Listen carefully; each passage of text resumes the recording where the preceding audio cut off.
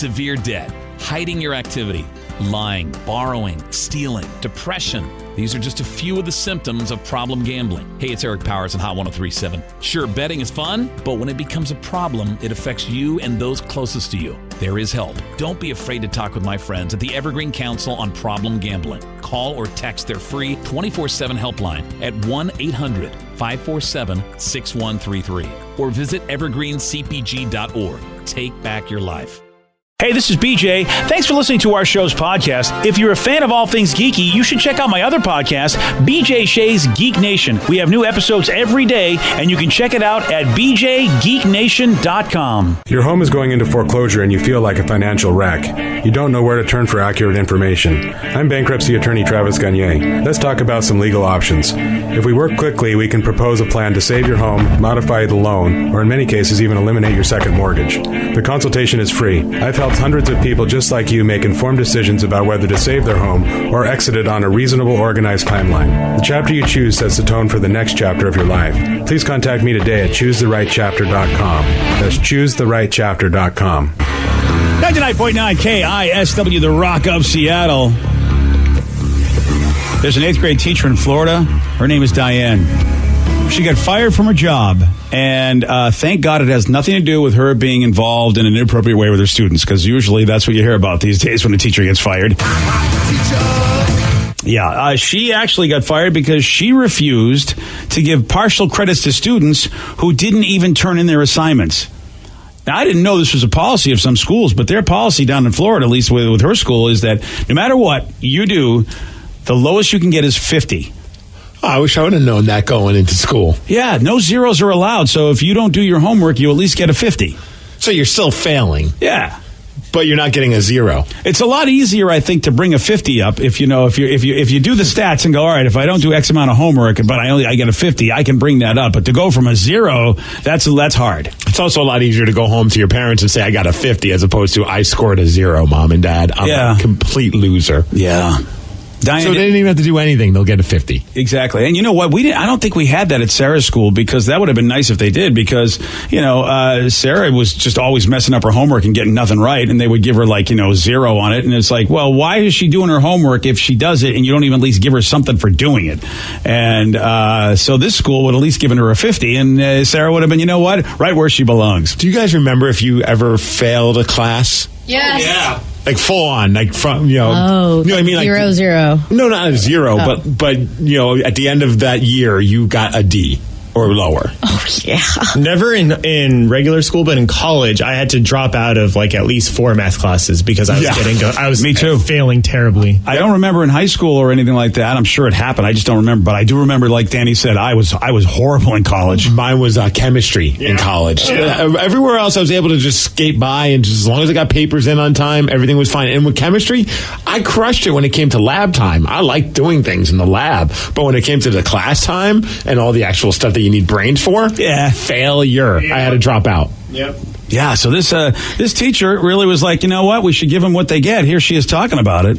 I got fired. I was packing my stuff, and I was not going to see the kids. If there's nothing to grade, how can I give somebody a 50? I'm arguing the fact that you don't get something for nothing.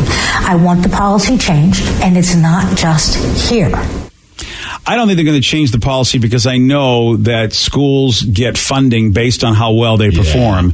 So it's like, look, a 50 in our mind is just as bad, but at least it will elevate our scores when the country comes and looks and says, all right, how well are your students doing? It's better to say, 50 makes it a lot easier to round up the scores than zeros. I like how the students are even saying, they're going on Facebook and complaining about it, saying it's ridiculous that she got fired over this. So even the kids that are failing, they're just like, yeah, that's pretty messed up. And I love that they didn't even let her go into class to let them know. She had to put up a note on the whiteboard. Oh, really? And it just said, bye, kids. Mrs. Torado loves you and wishes you the best in life. I've been fired for refusing to give you 50% for not handing anything in. Heart sign, Mrs. Torado. Good old Mrs. Torado. Yeah, you got to follow the rules, though. As sucky as they are, I mean, you take a job, they make the rules. You got to follow the rules. I mean, that's. I think it's sucky that she get fired, but she knew what the rules were, and there is a reason for it. And it's stupid that you have to do these kind of things in order so that the students benefit. Somebody says they failed algebra with a negative 24.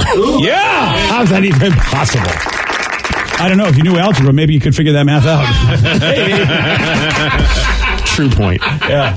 All right. What do you think was voted as Americans' favorite sexual fantasy? Well, who else but Steve will tell you what. I mean, he's the king of. Yeah, this is hard-hitting news. Yeah, really hard. Steve's got the news for you at 6:17. BJ and Migs, mornings on The Rock, 99.9 KISW. 99.9 KISW, The Rock of Seattle. Most fifth graders have a better grasp of the English language. Unfortunately, there aren't any available this early in the morning. This is News with Steve Migs. Well, thanks, guys. Thanks to Colorado State University Global Campus. And this is very odd because we were just debating this yesterday, whether or not waffles or pancakes are better. And today, happy National Pancake Day. That's right. The true winner. No.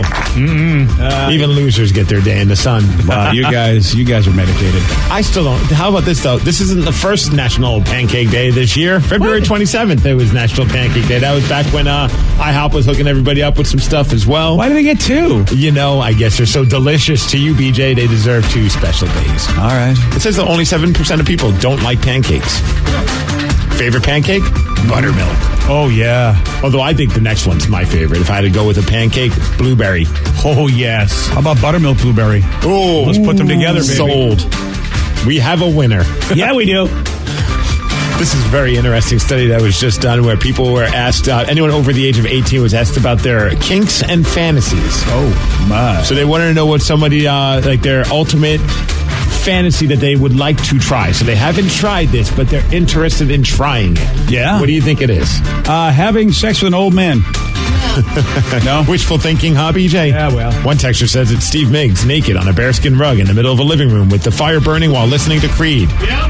Oh, yeah. That's not it. That was signed from Ryan Castle. Very specific. Yes. Oh, that Ryan Castle does have very specific fetishes. Yeah. Rev, any guesses? Dominance and submission. Ooh. Kind of going down maybe a possible right path. Danny. Threesome.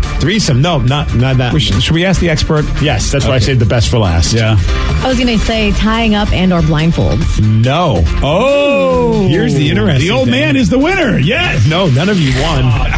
They'd like to try electronic stimulation. Ooh. So use certain objects or items that deliver electric shocks. Are these guys, too? Yeah, this is of any gender.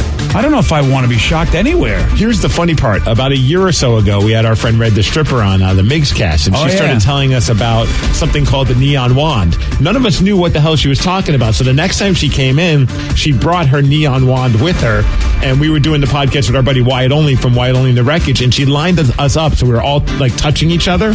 Not holding hands, basically. Yeah. Myself, oh boy, the Rev, and Wyatt, we're all holding each other to create like a current. Yeah. And then she used the electric, the neon wand and zapped us. And we have a clip from that. Here, check it out. Yeah. Red has a magic wand. And Are we ready? Are we ready? All right, we're ready. One more time.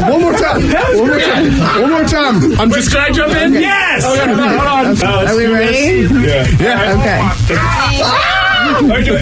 That was way more intense. Whoa, dude. Yeah, not my cup of tea, but as you can hear in that clip, Wyatt Only, a fan of it. Yeah, so I guess it was actually pretty fantastic. So that's what they do. They use something like that, and they both get jolted. And the way it works with this neon wand thing is that the person doing it also has some kind of an apparatus on them that will shock them, like a little something that sticks to them. Whoa! So you're also feeling the current as well. It's not my cup of tea, like I said, but apparently that's the thing that most people are interested in checking out. So has anybody done that on this show? Not yet. Wow. Well, we found something that Mostly Vicky hasn't done. They get a little pricey those ones. I'll put it on your Amazon wish list. Yes. I think that's what Red did. Christmas is coming. Yes. As it were.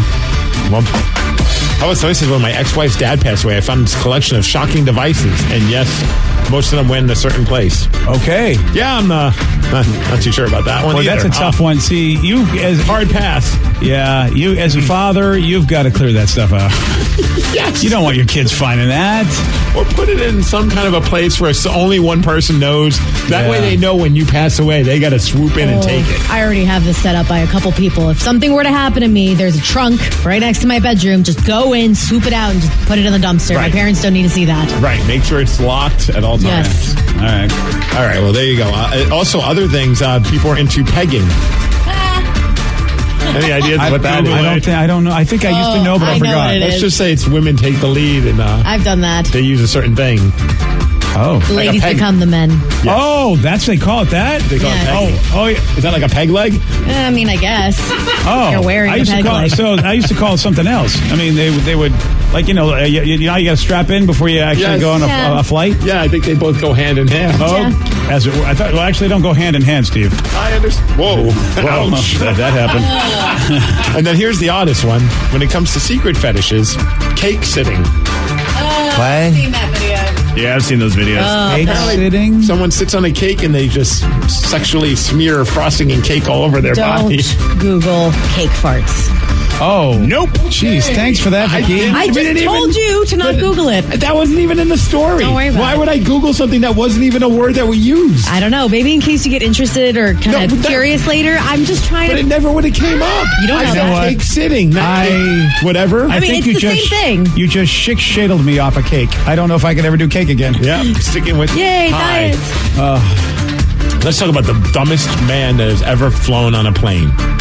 Hey, don't look at me when you say that. BJ, you're going to love this guy. So, as a passenger on the Go Air flight, this was happening in India, and he created serious pandemonium when he tried to open the emergency door mid-flight. Oh, no. And his reason why he opened the door, this was his first time flying. He's in his late 20s, and he thought it was the bathroom door. Oh, come on. So people are like, no, man, you can't use it. Somebody had to wrestle him down. Some guy was injured in the struggle. He was able to get the door unlocked, but luckily he wasn't able to open it due to the cabin pressure. He was taken into custody, and the authorities were like, yeah, it seems like it was a genuine mistake. The guy thought it was the bathroom. How stupid are you? I guess you haven't flown a whole lot. Well, that just happened on an Always Sunny episode where... Did it really? Yeah, where where somebody was trying to open the emergency door because they were tripping. I don't know if they had to go to the bathroom. Well, that happened recently also on a flight where somebody was having like a little bit of a panic attack and thought that they could lower the window on the emergency door and started opening it. Oh. People are stupid. Wow. And that means whoever's in the emergency row is failing at their job. Yeah, that would be me. I thought this was a really cool story. It's you just never know what kind of conversation you're going to get into in a bar and what's going to happen because of it. This woman was at a bar and she started talking to a guy. It's in Minnesota, and the guy was just telling her because she had one of those dialysis on his arm, and he had like that port that he had to walk around with, right? Okay. So she's like, "Hey, what's going on?" He's like, "Oh, I need to get a kidney transplant and trying to hopefully find somebody that can donate." Blah blah blah. Well, they keep talking, and she's like, "Let me check. Let me see if I'm a proper candidate for you and your kidney transplant." Turns out she's a match, and she donates her kidney and saves this guy's life, all because of a conversation that happened at a bar. Yeah, we know a guy that did the same thing for somebody else, and I don't know if I can do that. Yeah? So if you were in the middle of a conversation with someone at a bar and they're telling you about this, you wouldn't be like, hey, I'd be maybe I like, should check? well, good luck to you, buddy. Yeah, I feel like I need both my kidneys. That's insane, though. Yeah, I think I would. No, I'm positive I would donate to family. Yeah, And family. friends. And friends. And friends? Oh, I don't know if I go with friends. I'm not sure if everyone on the show would get my kidney. Co-workers? No co-workers. I'm trying to think of who would get my kidney on this show. Oh, I don't want your kidney. Let me tell you. My kidney's fantastic. Nah, your kidney. I don't want that. Why don't you want my kidney? Your kidney. Because I'm afraid I would get some of your qualities. You ever watch those movies? Someone gets a transplant, you become that person? I'm not a serial killer. You No. might be nicer to animals. You're a little, not as smart as I'd like you to be. It's not my brain, it's my kidney. Yeah, but I feel like, you know what? Your brain is infected the rest of your I'm body. just going to watch you die. Oh, that's fine. Yeah. I'd rather, With really. my beautiful kidney. I'd be like, Yeah. yeah you could have had this. Yeah. Bitch. Wow. Are we talking kidney? I think so. Okay. Look, I'm a little salty. The Mariners are not going to the playoffs. Are you sure? They won yesterday. That was exciting. And Well, they're pissing off the A's at least. dude, how about they win it in the 11th with a big home run? They win 10-8. They were down 8-5 in the 8th. Here's the interesting thing, and I'm not usually a stats guy at all, but I thought this was kind of interesting that Oakland was 68-0 when leading after 7 innings going into this game. Whoa, we gave them their first loss. Yes. And Oakland actually just got eliminated from the winning the title because of this. That's right. So we were spoilers. They're playing again tonight, 7:10. You can watch the game on Root Sports. As far as weather, 69 degrees and sun, and thank you, Kia of Puyallup. Oh, that's your favorite temperature today. Oh, yes. I had to look at it again. Yeah, baby.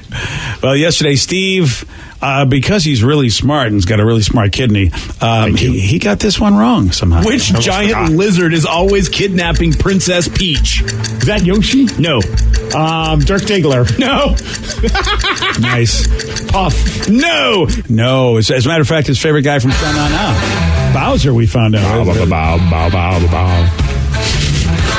Oh, my God.